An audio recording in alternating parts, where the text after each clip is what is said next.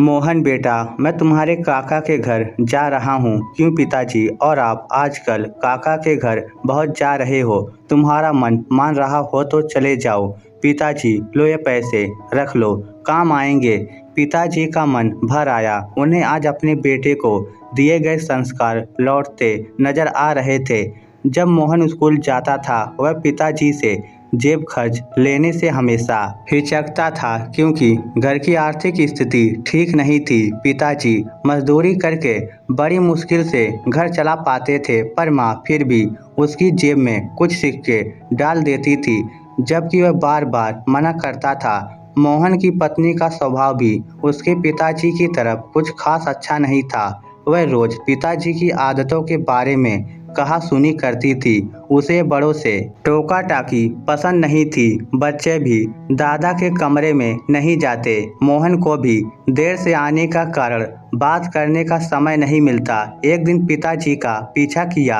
आखिर पिताजी को काका के घर जाने की इतनी जल्दी क्यों रहती है? वह यह देखकर हैरान रह गया कि पिताजी तो काका के घर जाते ही नहीं है। वह तो स्टेशन पर एकांत में सुन मनसक एक पेड़ के सहारे घंटों बैठे रहते हैं। तभी पास खड़े एक बुजुर्ग जो ये सब देख रहे थे, उन्होंने कहा, बेटा क्या देख रहे हो? जी। ओए अच्छा, तुम उस बूढ़े आदमी को देख रहे हो? वह यहाँ अक्सर आते हैं और घंटों पेड़ तले बैठकर सांझ ढले अपने घर लौट जाते हैं। किसी अच्छे सम्राट घर के लगते हैं बेटा। ऐसे एक नहीं अनेकों बुजुर्ग माएँ, बुजुर्ग पिता तुम्हें यहाँ आसपास मिल जाएंगे। जी, मगर क्यों बेटा? जब घर में बड़े बुजुर्गों को प्यार नहीं मिलता, उन्हें बहुत अकेलापन महसूस होता है, तो वह यहाँ वहाँ बैठकर अपना समय काटा करते हैं। वैसे क्या तुम्हें पता है, बुढ़ापे में इंसान का मन बिल्कुल बच्चे जैसा हो जाता है। उस समय उन्हें अधिक प्यार और सम्मान की जरूरत पड़ती है, पर परिवार के सदस्य इस बात को समझ नहीं पाते। वह यही समझते हैं इन्होंने अपनी जिंदगी जी ली है, फिर उन्हें अकेला छोड़ देते हैं। कहीं साथ ले जाने से कतराते हैं। बात करना तो दूर, अक्सर उनकी राय भी उन्हें कड़वी लगती है। जबकि वही बुजुर्ग अपने बच्चों को अपने अनुभवों से आने वाले संकटों और परेशानियों से बचाने के लिए सटीक सलाह देते हैं। घर लौटकर मोहन ने किसी से कुछ नहीं कहा। जब पिताजी लौटे, मोहन घर के सभी सदस्यों को देखता रहा। किसी को भी पिताजी की चिंता नहीं थी।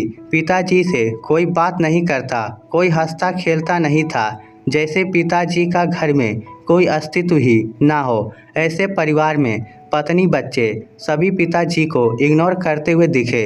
सबको राह दिखाने के लिए आखिर मोहन ने भी अपनी पत्नी और बच्चों से बोलना बंद कर दिया। वह काम पर जाता और वापस आता, किसी से कोई बातचीत नहीं। बच्चे पत्नी बोलने की कोशिश भी करते तो वह भी इग्नोर कर काम में डूबे रहने का नाटक करता।